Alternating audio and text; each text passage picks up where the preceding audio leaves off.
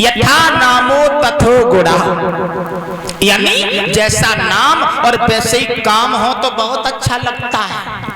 यथा नामो तथो गुणा, और यथा नामो विपरीत गुणा। नाम तो बहुत बढ़िया है, लज्जावती बिदुना चौराहे पे समोसा खाई लेती हूँ, सर पे उड़नी उड़ाए जाते, नाव शांति देवी एलवारी बब्बर काटे फिर रही है।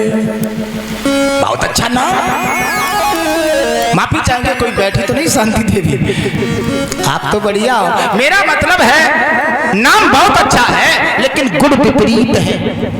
एक जगह शादी हो गई, लड़का की आई, उसका नाम भोपू था, तो पत्नी गुस्सा में हो गई, बोले नाम चेंज करा के आइयो तब रहोगी, नहीं तो चली जाओगी, समझ गए।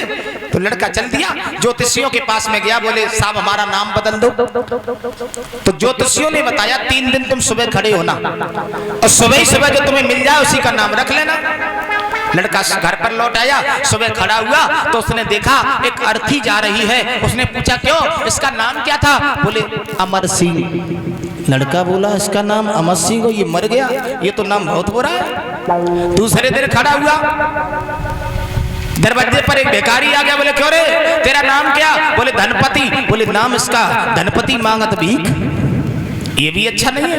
तीसरे दिन खड़ा हुआ, एक कसाई गैया को काट रहा है, बोले क्यों रे तेरा नाम क्या? बोले दयाराम। बोले नाम दयाराम और काट तो गैया, नाम नहीं बदलेंगे अपना। घर पर लौट गया, पत्नी बोली स्वामी जी क्या हुआ, नाम बदले आए? बोले हाँ नाम बदले आए। पागलों का, अमर सिंह से मर गए, वो धनपत मांगे भीख, और दयाराम गैया काटे, तासे तेरे भोंपू है ठीक।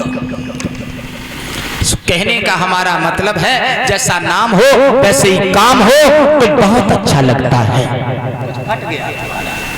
महाराज उत्तानपाद महाराज के आंगन में पत्नी का नाम था सुनीति। परीक्षित जी राज लंबा है, पत्नी सुशील हैं, लेकिन उनके भी जीवन में एक दुख लगा हुआ है। दुख क्या है?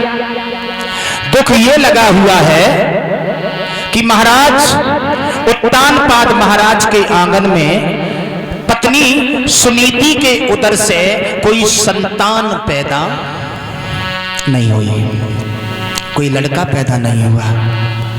बैठ करके रो लिया करते हैं, भगवान कौन से हमने ऐसे पाप किए होंगे जो मैंने एक संतान का मुख नहीं देखा।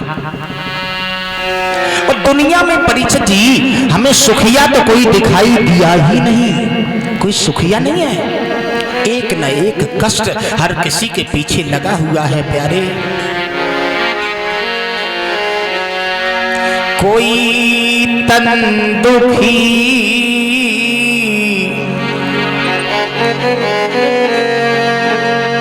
पैसा बहुत है, शरीर के रोग से बड़े पीड़ित हैं, शुगर हो रहा है, ब्लड प्रेशर हाई लो होता है, दूध नहीं खा पाते, घी नहीं खा पाते, ऐसा तो बहुत है। लेकिन कोई तन दुखी,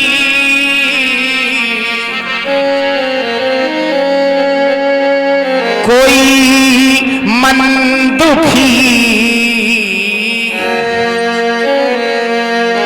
कोई धन बिन रहे तो उदास, कोई धन के लिए दुखी है। थोड़े थोड़े सब दुखी, एक सुखी राम का दास। अगर कोई सुखिया है तो भगवान के भक्त बड़े सुखी हैं। एक न एक कष्ट हर किसी के पीछे लगा हुआ है। उत्तानपाद महाराज के आंगन में पत्नी सुशील थी, राज लंबा था, लेकिन परीक्षित जी घर में कोई बालक पैदा नहीं हुआ, कोई पुत्र पैदा नहीं हुआ। कोई अपमान से दुखी है, कोई सम्मान से दुखी है, कोई संतान से दुखी है, कोई संतान के लिए दुखी है। किसी के पास भूख है तो भोजन नहीं है, और किसी के पास भोजन है तो भूख नहीं है। देखिए ये संसार है, कोई हंस रहा है, कोई रो रहा है, कोई गा रहा है। एक न एक कष्ट हर किसी के पीछे लगा हुआ है। अभी हम लोग कथा कह रहे थे, वहां पर एक बूढ़े बुजुर्ग हाथों से रोटी कर रहे थे। मैंने पूछा, दादा आपके कोई लड़का नहीं है? तो वो रोने लगे। मैंने कहा, रो काहे को रहे हो? तो रो करके कहा, लड़का तो मेरे हैं। तो मैंने कहा, है कहाँ? तो डोकर ने कहा कि तब उन बूढ़े ने कहा, तब उन बूढ़े ने कहा, लड़का मोरे चार, दोए हैं सेंट्रल जेल में, दोए हुए गए फरार। लड़का 4 है, 2 जेल में हैं, 2 फरार हो गए। और याद रखना प्यारे, दिए पराई है गई, दिए पराई है गई, बहुएं ले गए पूत, जीवन भर लदते रहे सुरहे ऊत के। क्या बताऊं, लड़का तो 4 है, लेकिन चारों में से घर पर एक नहीं है, चारों को मुकदमा लगे हैं। इसीलिए तो कहा गया है, पंडाल में बैठे हमारे सभी भाई बंधु, चंदन की किरचें भली गाड़ी भरो न काठ, सपूत घर में एक ही भलो, कपूत भले नहीं 60।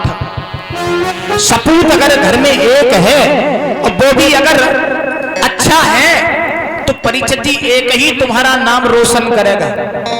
चंदन की किरचें भली और गाड़ी भरो न काठ, और सपूत घर में एक ही भलो, कपूत भले नहीं।